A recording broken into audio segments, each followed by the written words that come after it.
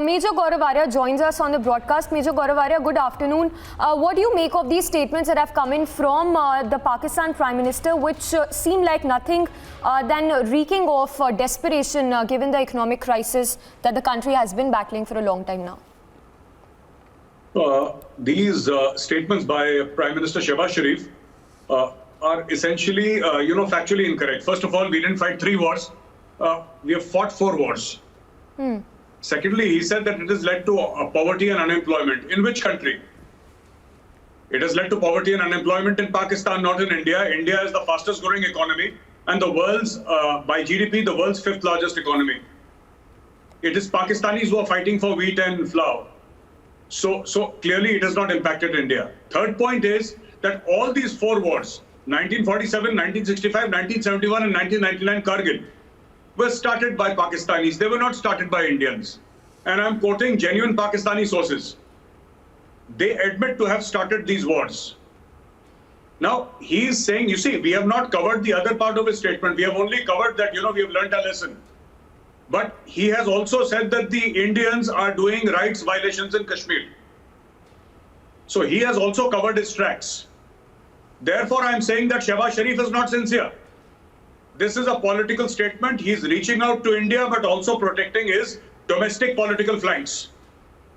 He is not sincere. This man is not sincere. And anyway, whether to fight a war with India or not is up to the Pakistan military. It was never with the Pakistan Prime Minister or the Pakistani political leadership to fight wars or not fight wars. So this is a fake statement. This is fraud. And I don't trust Shehbaz Sharif for 1 minute. Also, if you can talk a little more, about the economic crisis that the country has been battling. It very much seems like that Pakistan is, trying these desperation attempts to get some help from India. Is it possible that India can probably take that next move forward and render some help to Pakistan? Absolutely not.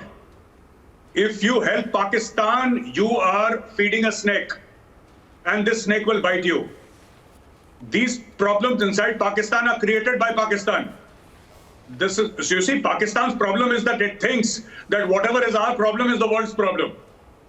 Everybody should help us. Everybody should give us money. Why? Also, the comments of on the Pakistan Prime Minister, who's Pakistan terrorist, who's now been designated as a global terrorist. Do you think it was long time coming with China, of course, trying to stop that, and the United Nations finally designating him as a global terrorist? This is not whether Makki has been declared a global terrorist. I don't think that is the news. The news is that China has refused to support Pakistan in this.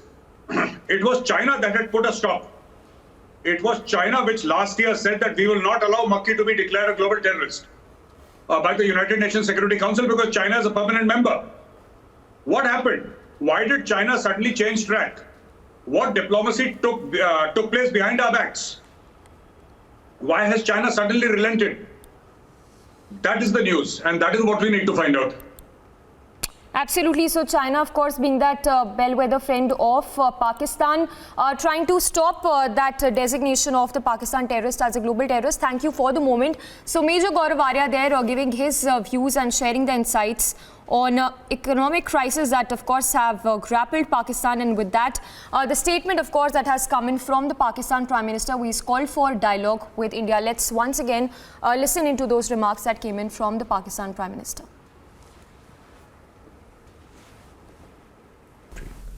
We are neighbors, and let's be very blunt.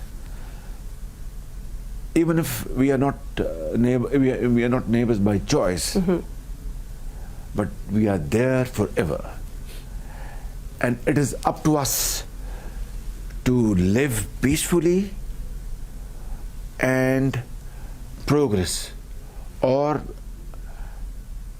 quarrel with each other and waste time and resources. That's up to us. Pakistan has learned its lesson. We had 3 wars with India, 3.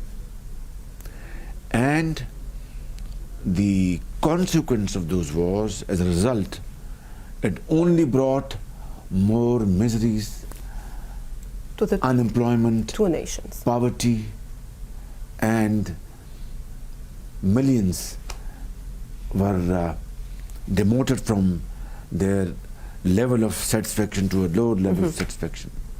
We have learned our lesson, and we want to live in peace with India, provided we are able to resolve our genuine problems. Yes. Now this is very important أختي. هذا نقطة مهمة جدا. صحيح.